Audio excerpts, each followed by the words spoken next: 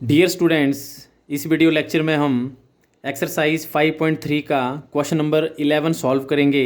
Question number 11 है, if the sum of first n terms of an A P is 4n minus n square, what is the first term that is s1, what is the sum of first two terms, what is the second term, similarly find the third, the 10th and the nth term।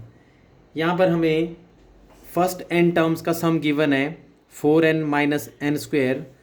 तो यहाँ पर हम find करेंगे first term that is s1 और इसके साथ हम sum find करेंगे फर्स्ट टू टर्म्स का। उसके बाद सेकंड टर्म फाइंड करेंगे, third term, 10th term and n term. तो हमें गिवन है sum of first n terms, तो S n is equal to 4n minus n square. अब हम यहाँ से s1 फाइंड करेंगे, तो n की वैल्यू 1 पुट करेंगे। s1 is equal to 4 into 1 minus 1 का स्क्वेयर। तो s1 is equal to 4 into 1 4 minus 1 का स्क्वायर 1। तो s1 is equal to 3। Now sum of first two terms मतलब s2 फाइंड करेंगे। तो s2 के लिए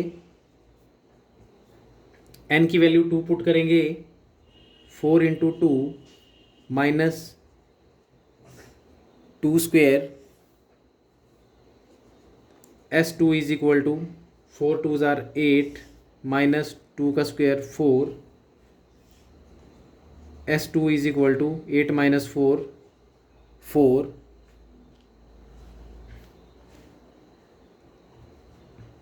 तो जो s1 is equal to a1 is equal to 3। s1 और a1 जो है सेम होगा, दैट इज़ 3। एंड यहाँ से लिख सकते हैं a1 is equal to 3 and s2 is equal to 4। s2 4 है, तो s2 जो है that is first term plus second term, मतलब a1 plus a2 is equal to 4। तो यहाँ से a1 की वैल्यू है 3 plus a2 is equal to 4। तो a2 की वैल्यू यहाँ से 4 माइनस 3 इज इक्वल टू 1। तो a2 की वैल्यू जो है that is 1।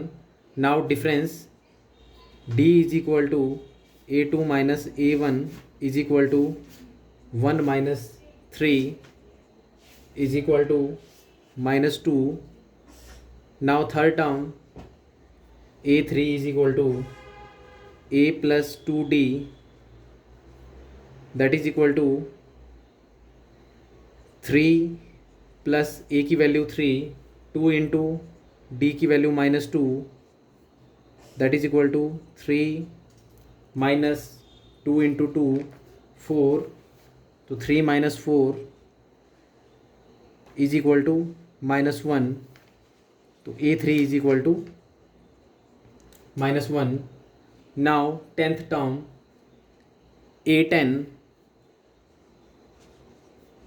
Is equal to a plus 9d, a की वैल्यू 3 प्लस 9 इंटू d की वैल्यू माइनस 2। तो 3 माइनस का 18 is equal to minus 15। Now nth term an is equal to a plus n minus 1 into d। तो an is equal to a की value 3 plus n minus 1 into d की value minus 2। तो an is equal to 3 minus 2 into n minus 2n minus 2 into minus 1 plus 2। तो an is equal to 3 plus 2 5 minus 2n. So therefore an is equal to 5 minus 2n. So therefore s1 is equal to 3 and s2, sum of first two terms, s2 is equal to 4 and second term a2 is equal to 1, third term a3 is equal to -1 and 10th term a10 is equal to -15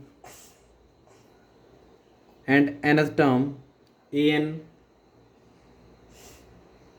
is equal to 5 minus 2n